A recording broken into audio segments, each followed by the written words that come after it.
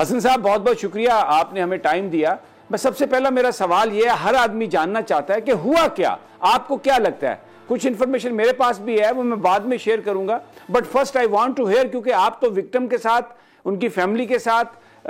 Directly in touch थे, तो ये कई महीनों से ये इसकी समाअत और हियरिंग चल रही थी, तो कुछ तो आपको अंदाजा हुआ होगा, प्रेशर है, दबाव है, कोई पैसे हैं, कुछ और हुआ क्या?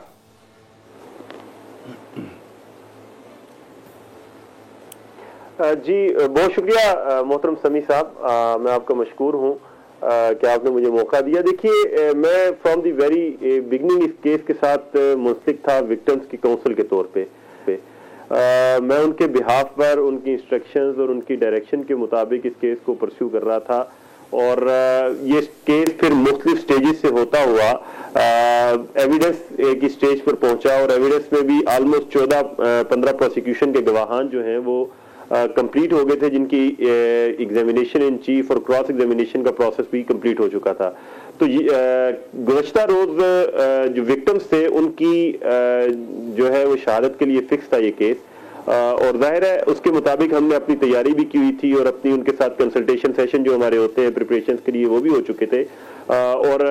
एज पर आवर स्ट्रेटजी और डिस्कशन जो है, गुज़श्ता उससे एक रात कबल तक हम आप में से राब्ते में थे मेरे क्लाइंट्स, लेकिन सडनली ये हुआ कि गुज़श्ता रोज जो एविडेंस के लिए डेट फिक्स थी अतार रबानी साहब की, जो हमारे एडिशनल डिस्ट्रिक्ट एंड सेशन जज है उनकी कोर्ट में, तो मेरा अपने क्लाइंट्स के साथ राब्ता मुनक़ता हो गया। उनके साथ मेरा कोई कन्वर्सेशन टेलीफोनिक नहीं हो पा रही थी, नंबर बंद थे उनके या अटेंड नहीं हो रहे थे। तो उसमें फिर यह है कि ज़ाहिर है एक काफ़ी अरसा वक्त गुजर गया, और कोर्ट के बार बार इसरार पर ज़ाहिर है कोर्ट को भी इस सिचुएशन से मैंने इंटीमेट कर दिया कि मेरा राब्ता अपने क्लाइंट से नहीं हो पा रहा है। तो ज़ाहिर है फिर आईओ को भी कोर्ट ने तलब किया, और उसके बाद फिर जो आखिरी औकात जो कोर्ट के होते हैं उसमें ज़ाहिर है वो विक्टिम्स पेश हुए, और उन्होंने एक फ्रेश काउंसिल को एंगेज किया, और फ्रेश काउंसिल के पावर ऑफ अटॉर्नी उन्होंने सबमिट की दो, यानी मैं उनका काउंसिल उस वक्त फिर नहीं रहा और नया काउंसिल उनके आगे। लिहाजा ये मेरे लिए भी ज़ाहिर है एक सरप्राइजिंग चीज़ थी जो वहां पर हुआ, लेकिन जाहिर है उनका एक लीगली स्पीकिंग उनका राइट है किसी भी क्लाइंट का कि वो ठीक हो गया। नहीं, ये बात बिल्कुल ठीक है। मैं आपसे टोटली मेरे लिए भी, और मैं आपसे एक और बात करना चाह रहा हूं कि आपने बताया कि खासी हद तक इसकी समाअत हो चुकी है। आज ये हुकूमत ने ऐलान किया है कि वो खुद इस केस की पैरवी करेंगे। पहले भी एक्चुअली तो वही कर रहे थे, प्रोसिक्यूटर जो था वही जो था उनका, जो रियासत जो हुकूमत का होता है वो भी इसमें था। आप ये बताइए कि अब तक जो एविडेंस सबमिट हो चुका है, जो ये कहना हुकूमत का कि वो प्रेस करेगी और दे विल गो हेड, आप कितने पुरुमीद हैं कि इस सूरत हाल में जबकि जो विक्टिम्स हैं वो बिल्कुल बैकआउट कर गए हैं, कोई सज़ा उनको हो सकती है जिन लोगों ने ये जुर्म किया?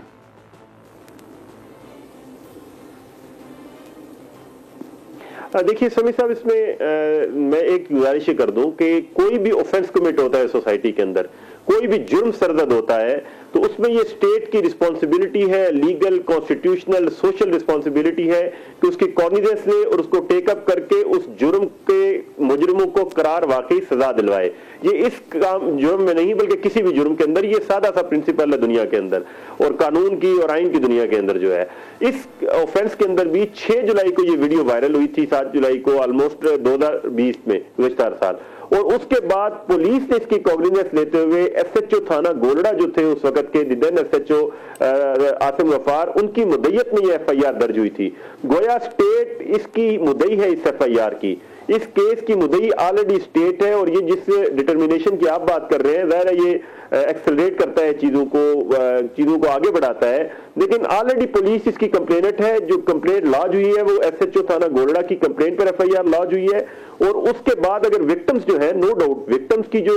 एविडेंस होती है वो एक वाइटल पार्ट ऑफ एविडेंस होता है किसी भी ट्रायल के अंदर, लेकिन जो कोर्ट्स में फैसला करना होता है उन कोर्ट्स के फैसला इन टोटलिटी में एविडेंस को देखना है कोर्ट ने कि इससे पहले जो गवाहान आए हैं, एफआईए के साइबर क्राइम विंग के गवाहान आए थे, फोरेंसिक की रिपोर्ट्स आई थी, फोटोग्रामेट्री टेस्ट है या बाकी चीजें जितनी थी, उनको फिर विक्टिम्स की स्टेटमेंट्स को, इन सबको इन टोटलिटी देख के कोलैबोरेट करके कोर्ट अपना ओपिनियन डेवलप करेगी। और कोर्ट क्या ओपिनियन डेवलप करती है, ज़ाहिर है हम जब कोई मैटर सब जुडिस बिफोर कोर्ट होता है या हम किसी केस के साथ एसोसिएट रह चुके होते हैं तो उसमें हमारी लिमिटेशन होती है कि उसमें बहुत ज्यादा कमेंट नहीं कर सकते। लेकिन इतनी गुजारिश में कर दूं कि कोर्ट जो है इन टोटलिटी पूरी एविडेंस को देखेगी।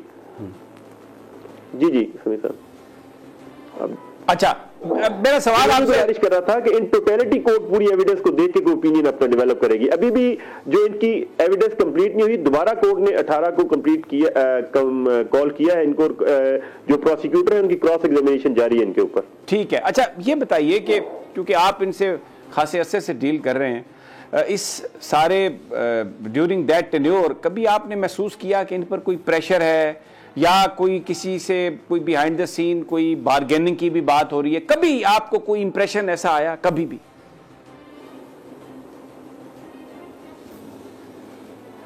देखिए समीर साहब, मैंने जिस तरह गुजारिश की ना जी कि जब से मैं इस केस के साथ एसोसिएट हुआ हूं, being the council of victims, और इन्हीं की इंस्ट्रक्शंस और अपने जो क्लाइंट्स थे उनकी इंस्ट्रक्शन और डायरेक्शंस के मुताबिक मैं उनके साथ मुसलसल राब्ते के नतीजे में ये सारा केस परस्यू करता रहा हूं गुज़श्ता कल से पहले। इस दौरान ज़ाहिर है हमारी जो कोई वकील की अपने क्लाइंट के साथ डिस्कशन होती है वो ज़ाहिर एक प्रिविलेज डिस्कशंस भी होती हैं, लेकिन इन जनरल मैं ये कह सकता हूं कि मुझे इनकी तरफ से डायरेक्टली किसी किस्म की कोई इंटीमेशन इस तरह की कभी नहीं हुई कि जिसमें मुझे कोई शायबा पड़ा होगा इस तरह का कोई मामला होने जा रहा है। मेरी तो इवन एक दिन कबल तक रात गए उनके साथ जो बात हुई उसमें हमारी अंडरस्टैंडिंग ये थी कि हम सुबह कोर्ट में एविडेंस पेश करेंगे, लेकिन सुबह दायर है कि उन्होंने एक फ्रेश जो आप कहने के काउंसिल के साथ अपने मौकफ के साथ वो आए हैं कोर्ट के सामने। मेरे साथ कभी उन्होंने डिस्कशन नहीं की इस तरह की डायरेक्टली कोई बात नहीं। ये एक अजीब बात है, ये एक ऐसा केस है जिसमें पूरा पाकिस्तान, पूरा सोशल मीडिया, पूरा नेशनल मीडिया वो ये चाह रहा है कि जिसने ये जुर्म किया उसको इसकी सज़ा मिलनी चाहिए, और इस हद तक रिस्पॉन्सिबिलिटी का मुजाहरा किया पाकिस्तान के नेशनल मीडिया ने कि वो जो विक्टिम्स हैं उनके नामों तक को छुपाने की कोशिश की, हर चीज़ को ब्लर करके उनकी आइडेंटिटी ना इजहार, यानी उनकी पूरी जो प्राइवेसी थी उसका पूरा ख्याल रखा गया। और फिर जो विक्टिम्स थे एक पूरा प्रोसेस है, जेल में शनाख्त परेड हुई, उसके बाद एक एक का रोल उन्होंने वहाँ पर बताया कि इसका ये रोल था, इसका ये रोल था, मजिस्ट्रेट के सामने 164 के बयान भी हुए, सब कुछ हुआ, और अब ऑल ऑफ ए सडन उन्होंने आके अपना बयान तब्दील किया। तो कोई कानूनी तौर पर भी वो किसी मसले में फंस सकते हैं, यानी अपने बयान तब्दील करने के हवाले से कि मजिस्ट्रेट को बयान दिया, पूरी इन्वेस्टिगेशन हुई, शनाख्त हुई, सब कुछ हुआ, अब अचानक ये कह देना कि मैं तो पहचानती नहीं हूँ।